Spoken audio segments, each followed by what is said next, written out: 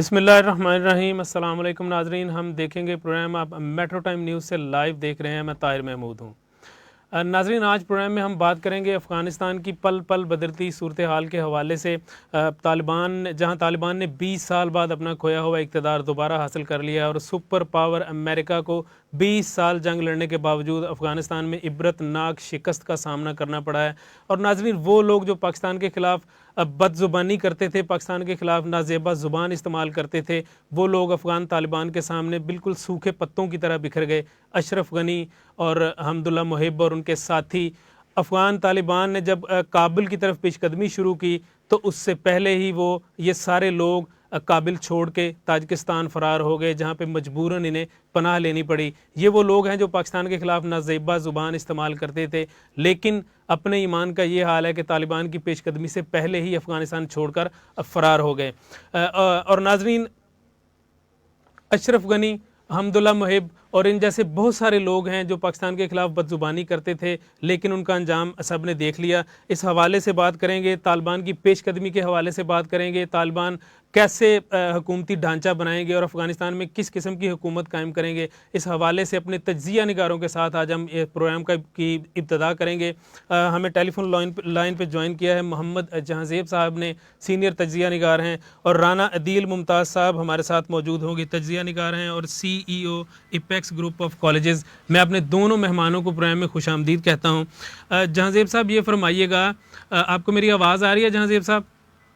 जी जी, आ रही है। अच्छा, ये फरमाइएगा, अफ़गान तालिबान ने कंट्रोल हासिल कर लिया है अफ़गानिस्तान का, और जैसा कि तज्ज़िया ये किया जा रहा था कुछ दिन कबल, यानी एक हफ़्ता कबल की अगर बात करें तो ये तज्ज़िया किया जा रहा था कि उनको 6 माह लग जाएंगे। उनको फिर ये तज्ज़िया किया गया कि उनको 3 माह लग जाएंगे। उसके बाद ये कहा गया कि 2 माह लग जाएंगे। लेकिन हैरत अंगेज़ तौर पर बड़ी तेज़ी के साथ तालिबान जो हैं वो कल काबुल में दाखिल हुए, और ये जो कठपुतली हुकूमत थी अफ़गानिस्तान की, अशरफ गनी और हमदुल्ला मोहिब, ये वहाँ से भागने पे मजबूर हो गए। ये फरमाइएगा कि ये तालिबान कैसे ये हुकूमती ढांचा तरतीब देंगे और ये अफ़गानिस्तान की हुकूमत को कैसे आगे लेके चलेंगे? देखिए जी, अफगानियों का बहुत कुर्बानियां है। 20 साल उन्होंने झेला है इस अमरीका को, और हमदुल्ला का जो पाकिस्तान के खिलाफ नैरेटिव, जिस तरह से अब खबरें आ रही हैं कि अशरफ गनी के उस मकाम से मालूमात मिली हैं कि जिसमें तकरीबन 100 से ज्यादा अफराद का पूरा नेटवर्क था, जिसमें पाकिस्तान के खिलाफ प्रोपेगेंडा तो सब बेनकाब हो रहा है। जी। और तालिबान का सिर्फ एक जो 20 साल पहले उनका नैरेटिव था, वही आज उनका नैरेटिव है कि हमारी सरजमीन के ऊपर अमेरिका क्यों आकर राज करे, या ये जो भी मैनिपुलेट किया गया हिंदुस्तान की तरफ से, अरबों रुपया लगाया गया, सब वाज़ेह हो चुका है। और तालिबान का मौकफ मेरे ख्याल में, जिस तरह से उन्होंने अमन के साथ, देखिए अगर ये एग्रेशन या जो पिछले माजी में जिस तरह से तालिबान को पेश किया गया, जिस तरह से, वो असल चेहरा नहीं था।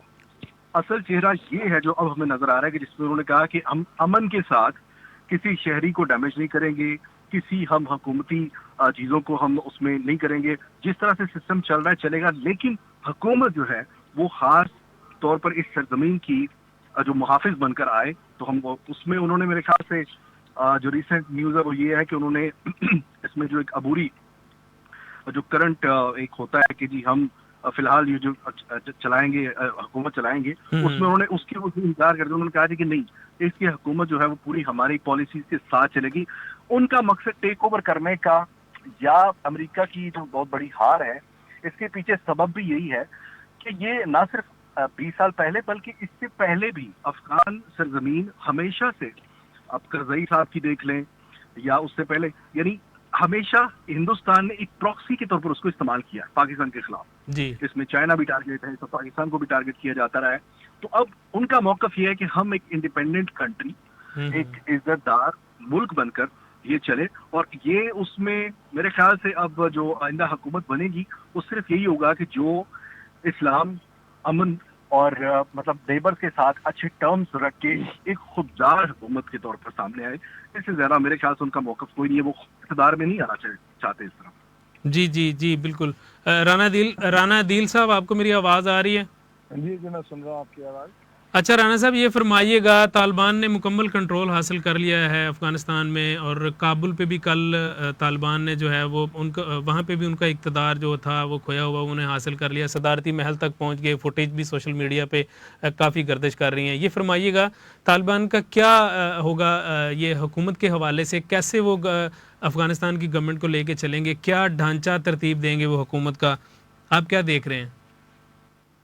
देखिए, बात ये है कि जहाँ तक तालिबान के यहाँ पे जो डेवलपमेंट हुई है रिसेंटली, अगर हम उसके हवाले से देखते हैं तो पहली बात तो ये है कि एक एंगल से उनका ये कदम उठाना दुरुस्त इसलिए है क्योंकि वहाँ पे जो आवाम है उसको ये फीलिंग आ गई कि लोग इस वक्त सरकार को चला रहे हैं, ये हमारा हिस्सा नहीं है। एक इंटरनेशनल कुव्वतें हैं जिसको लीड कर रहा है यूएसए, और ये मिल के उसको चला रहे हैं। जी। तो एक हवाले से तो लाजमी सी बात है कि जो भी नेशनलिज्म हमें सिखाता है कि जब कभी भी कोई बाहर से आके हमारे ऊपर काबिज होगा तो हम उसके अगेंस्ट चलेंगे। दूसरे एंगल पे अगर हम इसको देखते हैं तो पूरी दुनिया में इस बात को ठीक तरीके से एक्सेप्ट नहीं किया जाता कि कोई एक ग्रुप जो है वो उठे और वो उठ के एक बनी हुई सरकार को गिरा कर उस पर काबिज हो गए। अब जहाँ तक बात है इनके इस सरकार को लेकर चलने की तालिबान के हवाले से, तो बात ये है कि फ्रॉम डे वन वो ये कोशिश कर रहे हैं कि वो अपना सॉफ्ट इमेज डेवलप करें। जी। अगर हम लास्ट टाइम को अपने जहन में रखते हैं तो जब लास्ट टाइम आए तो लास्ट टाइम आते ही एकदम से एक जजा और सजा का निज़ाम जो था वो रातों रात डेवलप किया गया, और पूरी दुनिया के अंदर मीडिया पे जो इमेज बिल्डिंग की गई तालिबान की वो इस तरह से की गई कि ये एक ऐसे लोग आ गए हैं जो लोगों के सर भी कलम कर रहे हैं बगैर सजा दिए, बगैर समझे, मौके पे ही, और इनको ये जुल्म और ज्यादती की इंतहा पे जा रहे हैं। जबकि हम इस वक्त अगर सूरत हाल देखते हैं तो इस मर्तबा अगर हम मीडिया को देख लें, अब ये इसको बड़ा डीपली देखना पड़ेगा। समटाइम हमारा इंटरनेशनल मीडिया जो है वो पिक्चर वो दिखाता है जो वो दिखाना चाहता है। जी, एग्जैक्टली। तो इस मर्तबा जो पिक्चर हमें दिखाई जा रही है वो पिक्चर सॉफ्ट इमेज की है। मतलब अगर इससे पहले के हम बयानात देखते हैं तालिबान के, तो उन्होंने कहा जी पाकिस्तान की अगर सरजमीन हमारे खिलाफ इस्तेमाल नहीं होती तो हमारी सरजमीन भी पाकिस्तान के खिलाफ इस्तेमाल नहीं होगी। अगर हम आज से चंद दिन के पहले की सूरत हाल देखते हैं, इवन अभी की सूरत हाल देखते हैं, तो अभी तक हमें कहीं पे कोई ऐसी जो है वो एक्टिविटी नजर नहीं आ रही जिसकी बुनियाद पे पूरी दुनिया के अंदर इनका जो लास्ट टाइम इमेज बनाया गया था कि जालिम लोग हैं, ये इंसानियत के खिलाफ हैं, तो हमें अभी तक की सूरत हाल में ये नज़र नहीं आ रहा। तो मेरा ख्याल यही है कि ये लोग इस मर्तबा ज़रा सॉफ्ट इमेज के साथ ग्रेजुअली पेनिट्रेट करेंगे जी। और अपने एज नेशन चीज़ों को आगे लेकर बढ़ाने की कोशिश करेंगे। जी बिल्कुल।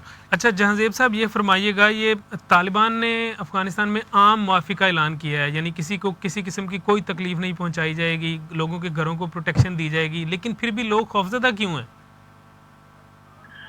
मैं जैसे इससे पहले भी मैंने अर्ज किया था कि ये जो ये जिस तरह से बना के तालिबान को पेश किया गया था, ना सिर्फ बाहर दूसरे ममालिक में बल्कि अफगानिस्तान के अंदर भी उनकी एक दहशत कायम कर दी गई थी कि तालिबान जो हैं वो मार देते हैं, वो जनाब डैमेज करते हैं। वो एक डर और खौफ तो बाहर क्या है ना कि जो जिसको बेस बनाकर अमेरिका दाखिल हुआ और जिस पे ये कहा गया कि जी हम आपकी हिफाजत करेंगे, अफगानियों को जाहिर है कि यही कहा गया कि हम आपकी हिफाजत करेंगे तालिबान से।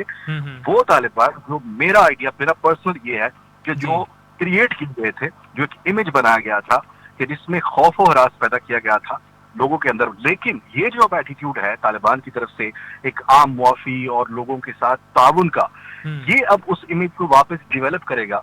और ये देखें, याद दिलाता है हमें इस्लाम की पहली माजी की फतुहात के बारे में। देखिए जिस तरह से एक पूरा मंजर आपने देखा, जिस तरह से वो दाखिल हुआ है, किसी जगह पर कोई अनारकी, कोई किसी किस्म का दबाव, शहरियों के ऊपर कोई किसी किस्म का जुल्म नहीं हमने देखा, सिवाय इसके कि उन्होंने ये कहा कि अमेरिका अगर कल निकलना है तो आज निकले, जल्दी निकले। तो मतलब इसमें जो अपनी आवाम है उनको वो असल में वो अब प्रोटेक्ट कर रहे हैं, देखा जाए। ठीक। अच्छा जहांज़ेब साहब, ये अफ़गानिस्तान से निकलने की अगर हम बात करें तो अभी आज ये जो वाक़या पेश आया है कि यूएस एयरफोर्स का जो एयरक्राफ्ट था, उसके साथ कैसे सैकड़ों की तादाद में अफ़गानी जो हैं वो चिमटे हुए थे, और उनमें से 3 जो हैं वो साथ ही रहने में कामयाब हो गए, लेकिन जैसे ही प्लेन टेक ऑफ किया तो वो वहाँ से ऊपर गिर गए और उनकी मौत वाक़या हो गई। तो ये क्या ये खौफ की वजह से ये सब कुछ किया जा रहा है, या ये वो लोग हैं जिनकी प्रोटेक्शन का यूएसए ने वादा किया था, जिनके वीज़े देने का वादा किया था, जैसे कि माजी में ये एक पूरा वफ्द अशरफ गनी और अब्दुल्ला ये सारे वहाँ पे गए थे यूएसए, और इन्होंने वहाँ से ये हेल्प मांगी थी, और तकरीबन 12,000 के करीब ख़ानदान ऐसे थे जिनके बारे में कहा गया था कि हम आपके सहूलतकार हैं, हम आपके आलाकार हैं, आप हमें प्रोटेक्ट करें और आप हमें वीज़ा दें यूएसए का। क्या ये उनमें से कुछ लोग थे, ये जो जहाज़ वाला वाक़या पेश आया? देखिए, ये उनमें से ये लोग भी थे, और बहुत सारे लोग जिन्होंने ये सुना था कि जी इस तरह से अप्लाई किया जाता है, हजारों खानदान ऐसे हैं कि जिनको वहां पर अमेरिका ले जाने का वादा हो रहा था।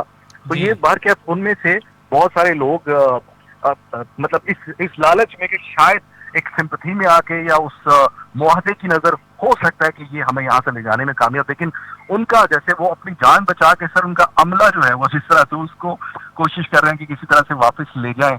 अभी भी मेरे ख्याल से कुछ सोल्जर्स आए थे, और वो जहाज जो जिसकी बात आप कर रहे हैं जी, उसमें ये इसके साथ वादा था। आप देखें, जब क्यादत के जो लीडर था, जब जिसके साथ वादा था, जब वो उस मुल्क से खुद भाग गया है, वो भाग तो गए। जाहिर है कि उसके जो कॉन्ट्रैक्ट्स हैं, जो उसके साथ वादा किया भी गया था कि 10-12 हजार खानदानों को नेशनलिटी देगी, America is not going anything. मतलब वो डेफिनेटली ये 2-3 बंदों की जो मौत वाकया हुई है, ये एक पैगाम अमेरिका की तरफ से कि भाई अब तुम अपने रहमो करम, मतलब उनके रहमो करम पे हो, हम आपके लिए कुछ भी नहीं कर सकते। तो वो डरपोक है। मुझे जो है हमारे ISA के जो जनरल थे हमीद, उनकी बात याद आ रही है कि जिस तरह से उन्होंने 20 साल पहले जो बताया था, वो सर कामयाब एक बड़ा जबरदस्त यानी एक्चुअल विजन जो 20 साल पहले पेश किया गया था, वो हमने पूरा होता देखा है। तो उन्होंने कहा था कि ये जो सोल्जर्स है ना, ये व्हाइट चॉकलेट्स हैं, they will melt in the desert of Afghanistan. ये उन्होंने तारीखी जुमले कहे गए, और इसको आप देखेंगे किस तरह से पूरा होता हम देख रहे हैं कि इतनी डरपोक ये निकले हैं कि वो 3 बंदों की जो मौत है ये तो उनके जिम्मा है ही, इसके अलावा जो हाल और आने वाले कई साल तक जो डेवलपमेंट दोबारा से अफगानिस्तान के अंदर होगी, ये सारी अमेरिका से ऊपर जाती है। और मैं तो हमेशा ये सोचता हूँ कि क्यों यूएन में खड़े होकर ये सारे डैमेज का जो अफगानिस्तान में हुआ है, इसके ऊपर यूएसए के ऊपर ये जो है वो पूरे चार्जेस लगने चाहिए। जिसने डैमेज किया अफगानिस्तान को, और ना सिर्फ अफगानिस्तान को बल्कि नेबर जितने भी कंट्रीज हैं, पाकिस्तान ने कितना लूज किया। बिल्कुल, हमने 70,000 जानों की जहाँ सब कुर्बानी दी, इसके अलावा 150 अरब डॉलर का लॉस किया, नुकसान किया, सुसाइड अटैक्स होते रहे हमारे मुल्क पे, ये बस उसी चीज़ का रिएक्शन था। तो नेबर्स जो हैं वो भी डेफिनेटली मुतासर हुए हैं इस सब सिनेरियो से। आप बिल्कुल ठीक फरमा रहे हैं, इनके खिलाफ चार्जशीट होनी चाहिए, दाखिल होनी चाहिए। अच्छा राना साहब, ये फरमाइएगा, आप बताइएगा, आपकी नज़र में तालिबान ने जब आम माफ़ी का ऐलान किया है तो लोग वहाँ पर खौफजदा क्यों हैं?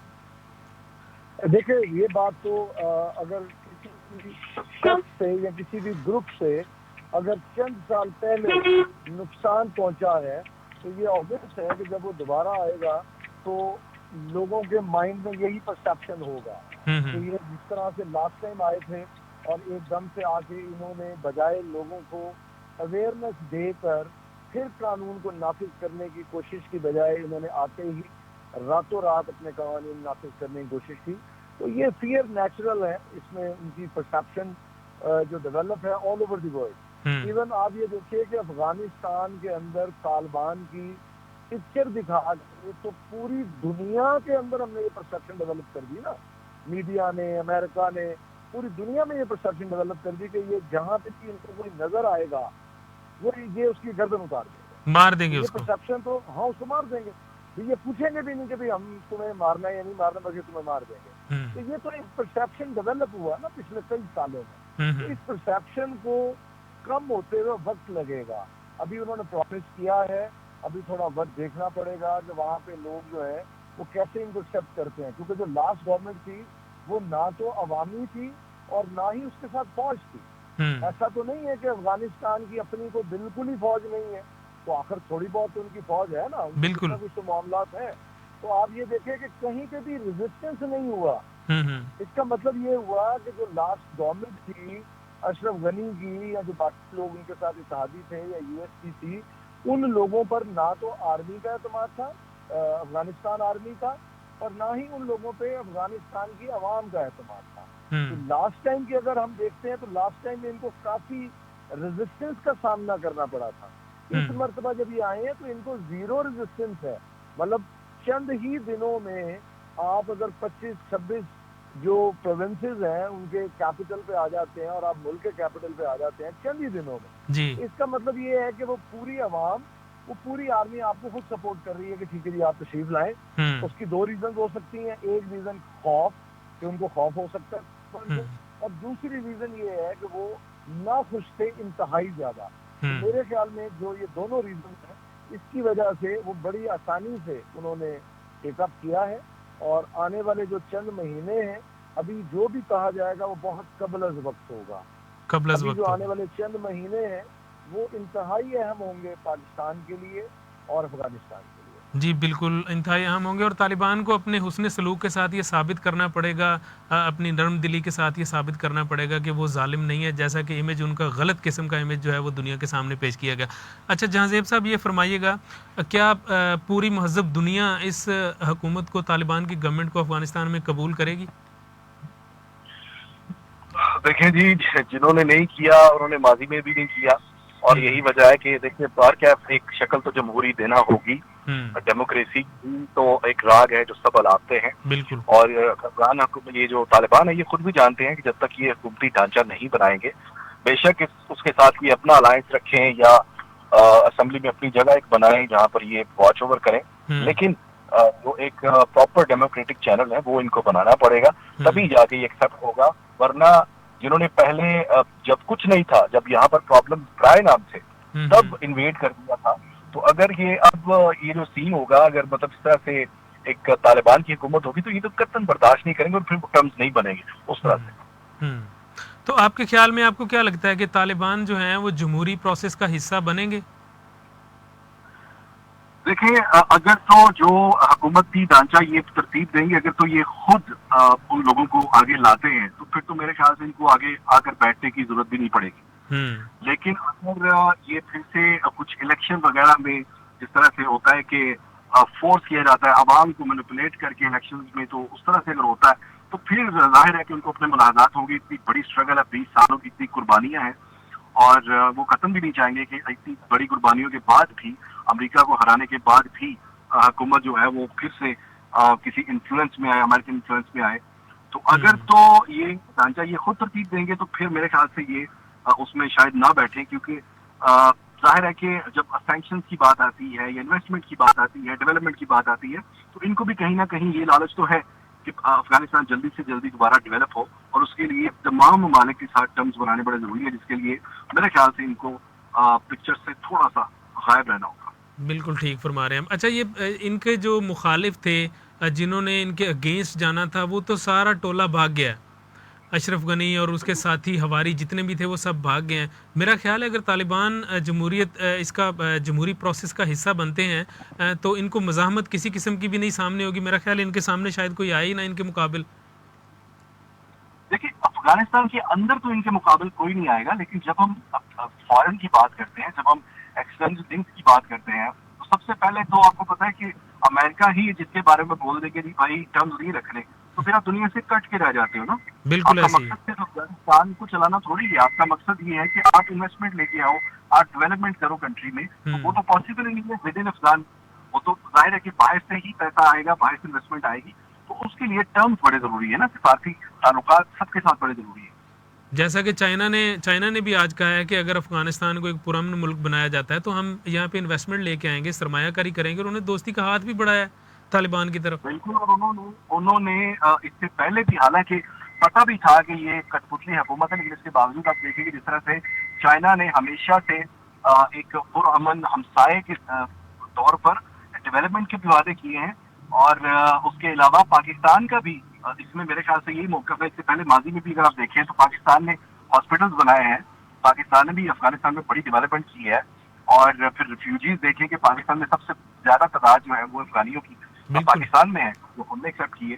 तो हम तो हमेशा से एज अ नेबर चाहते हैं, चाइना हो गया, पाकिस्तान हो गया, हम तो चाहते हैं कि पाकिस्तान, ये जो अफगानिस्तान है, ये पुरअमन बने, और उसके लिए जो बेहतर हिकमत अमली है मेरे ख्याल से जिस तरह से अभी चाइना की रिसेंटली मीटिंग्स हुई थी तालिबान के साथ, तो उसमें भी उन्होंने बिल्कुल यही मौका रखा था कि अगर आप एक पुरअमन कंट्री के तौर पर अपना बनाते हैं तो हम आपके साथ हैं। तो आपके बिल्कुल साथ उनको ऐसा करना होगा।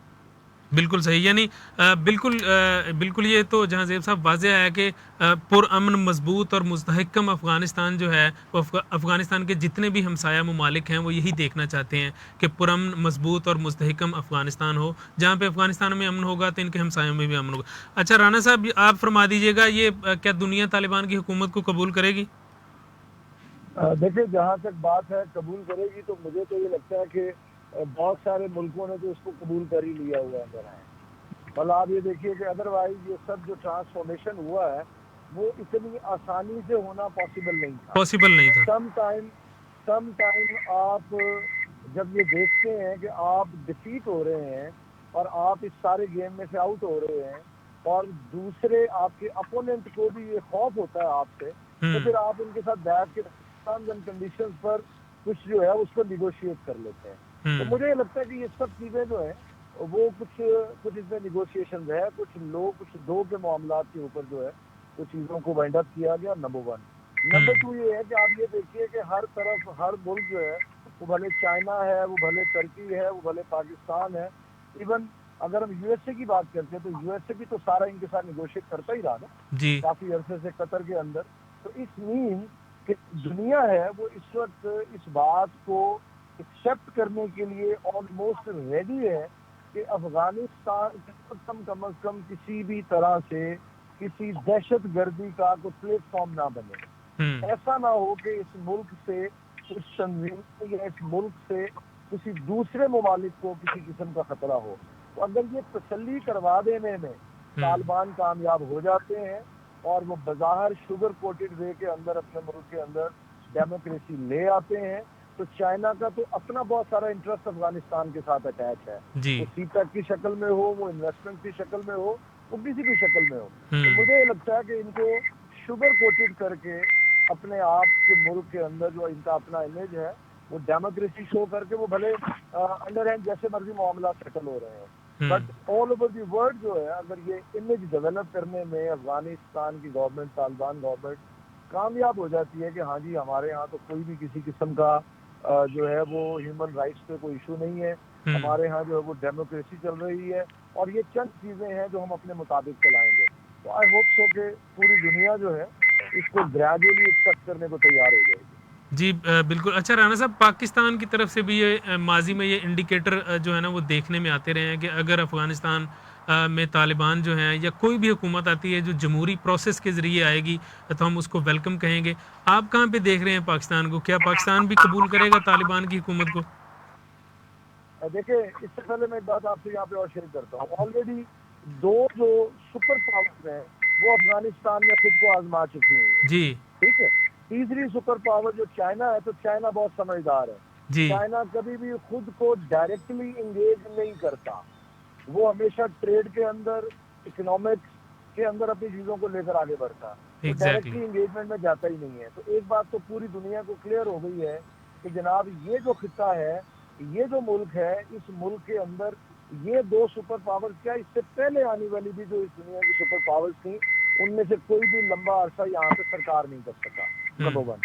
नंबर 2, जहाँ तक पाकिस्तान के हवाले से बात है, देखिए बात यह है कि जब तक हम उनके साथ अगर तो हम कॉन्फ्लिक्ट में जाएंगे तो हमें अंदाजा है कि हम ज्यादा नुकसान उठा सकते हैं जी। तो यहाँ पर भी हमें निगोशिएट करके कुछ मामला जो हैं उनको स्ट्रीमलाइन करना पड़ेगा और उस निगोशिएशन के अंदर उनको भी सेव करना पड़ेगा, खुद भी सेव करना पड़ेगा।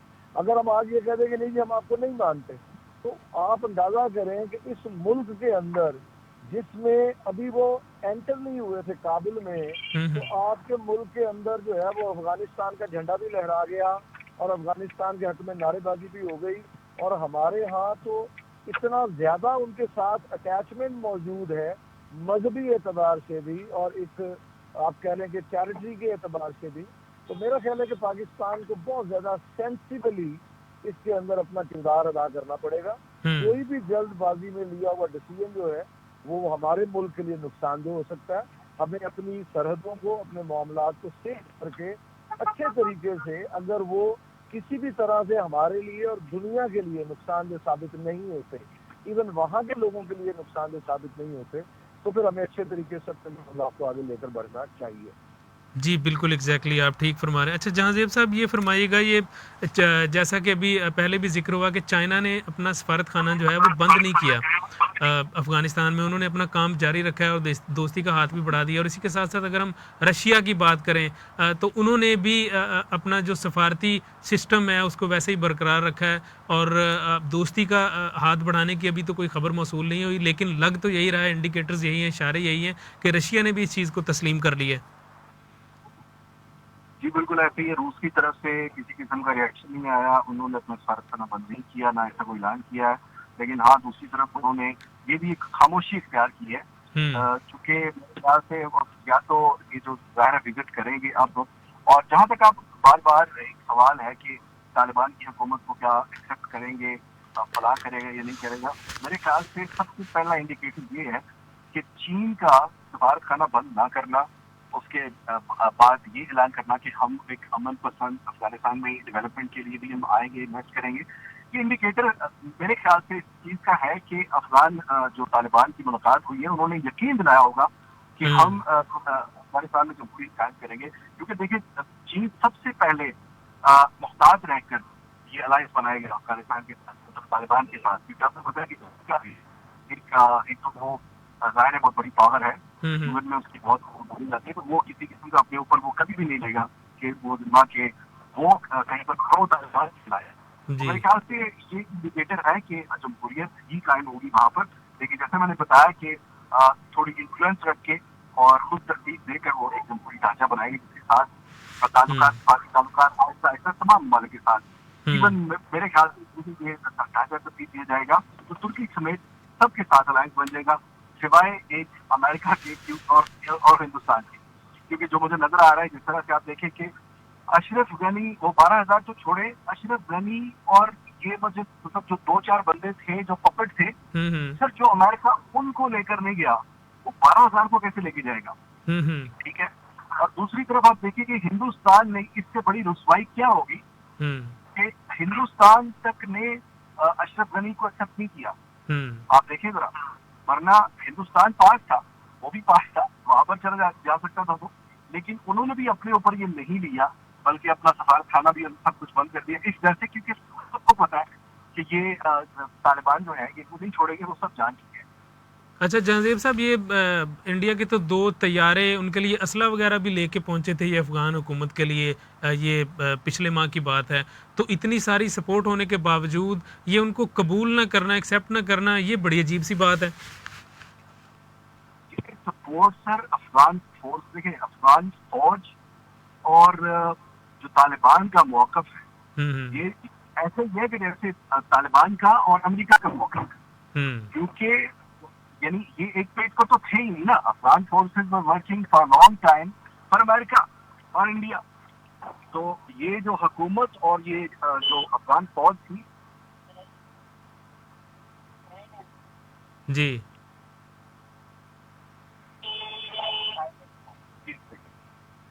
तो उनकी फौज जो है, उनके साथ उनका अलायंस बन ही नहीं सकता सर।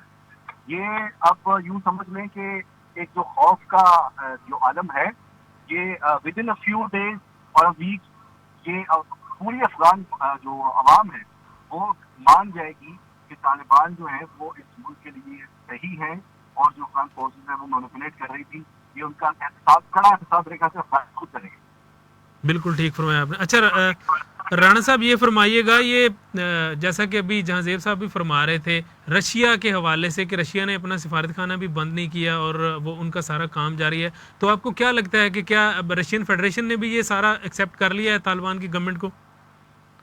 देखिए, बात ये है कि ये तो इस वक्त बात बिल्कुल रोशन है हर एक के लिए कि ये रशिया और चाइना कभी भी अमेरिका को पसंद नहीं करते और अमेरिका कभी इनको पसंद नहीं करता, पहली बात। जी दूसरी बात ये है कि रशिया कैसे उनके प्लेटफॉर्म में जाएगा, क्योंकि यहाँ से रशिया को निकालने वाला तो खुद यूएसए था।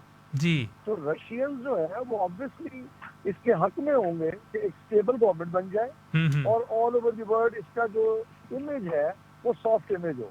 वो हार्ड इमेज ना हो, तो रशिया को कोई एतराज नहीं होगा, ना ही चाइना को एतराज होगा, ना ही पाकिस्तान को एतराज होगा। तो ये पूरी दुनिया की जो सियासत है वो बड़ी तेजी से तब्दील हो रही है, वो बहुत तेजी से चीजें हमें डेवलप होती नजर आ रही हैं कि दोनों तरफ जो है वो दोनों ममालिक वो मुख्तलिफ तरह से चीजों को लेकर डील कर रहे हैं, क्योंकि यूएसए का भरपूर किस्म का जो झुकाव है वो इंडिया की तरफ है, और जो रशिया है वो एक वक्त तक जो है वो आप समझ लें कि इंडिया उसके लिए बिल्कुल एक उसके सबॉर्डिनेट की तरह या उसके बाकी मामलात की तरह भी चीजों को देख रहा था। तो चीजें यकसर मुख्तलिफ हो रही हैं। रशिया ऑब्वियसली तालिबान के साथ अगर गवर्नमेंट ठीक बन जाती है या सॉफ्ट इमेज के साथ आती है, चाइना भी उनको सपोर्ट करेगा, पाकिस्तान भी साथ होगा, और जहाँ तक यूएसए की बात है तो अब ये सीधा सीधा सी बात है कि जो यूएसए के हक में है वो अगेंस्ट जाएगा, जो यूएसए के अगेंस्ट है वो इनके हक में जाएगा। एग्जैक्टली अच्छा जहांजेब साहब ये फरमाइएगा, अभी आपने भारत का जिक्र किया, भारत के हवाले से आपने कहा कि उन्होंने अशरफ गनी को एक्सेप्ट नहीं किया, लेकिन भारत को सांप सूंघ गया है बिल्कुल भी, और नई दिल्ली में भी बिल्कुल सन्नाटा है, कोई भी इस हवाले से किसी किस्म की बात सामने नहीं आ रही।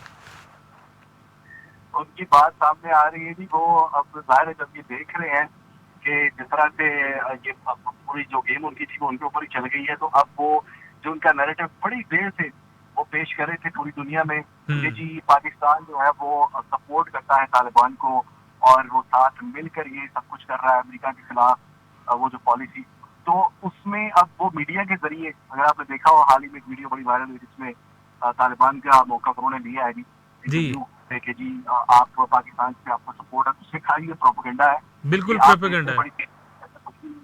पाकिस्तान से हमें किसी किस्म की कोई मामले में कम से कम सपोर्ट 20 साल हमने स्ट्रगल की है, उसका क्रेडिट आप पाकिस्तान को हम देते हैं।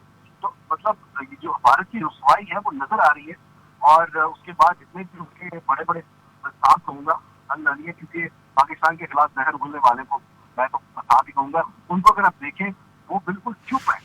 आप मेजर गौरव की देख ले वीडियो, जिस तरह से वो बिल्कुल उसको सत्ताधारी हो गया हुआ, क्योंकि ये उनकी नजर में सबसे बड़ा जो सुपर पावर अमेरिका का जो हाल हुआ है, उनको पता है कि जब जहां अमेरिका इतना रुसवा हो सकता है भारत क्या होगा, तो ये सब तो वाज़ेह हो चुका है। फिर ये जिस तरह से बार बार वो जो वीडियो देख रहे हैं कि अरब मीडिया पूरा उसको कवरेज दे रहा है, जिस तरह से जहाज वो बंदे फेंक के भागा है, सर ये इतनी बड़ी रुसवाई है, मेरे ख्याल से भारत इसके बाद बिल्कुल इसके ऊपर मुंह बांधी रखेगा।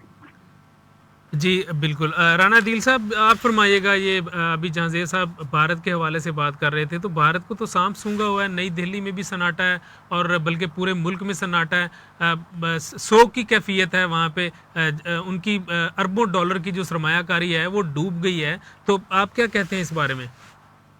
देखिए बात यह है कि न सिर्फ अरबों डॉलर की सरमायाकारी बल्कि उनके साल की मेहनत, उनकी एक्सपेक्टेशंस, वो एकदम से सब का सब जो है उसका यकसर उसकी जो रिजल्ट्स हैं वो चेंज हो गए हैं। जो आज से चंद दिन पहले तक वो ये समझ रहे थे कि हम जैसे भी चाहेंगे हम इस मुल्क को चलाने की कोशिश करेंगे, हम जैसे भी चाहेंगे इस मुल्क को पाकिस्तान के खिलाफ इस्तेमाल करेंगे और हर प्लेटफॉर्म पे पाकिस्तान को हम बुरा साबित करने में कामयाब होंगे। वो उनकी सारी की सारी जो प्लानिंग थी, उनकी सारी की सारी जो कोशिशें थी, वो चंद दिनों में मलियामेट हो गई।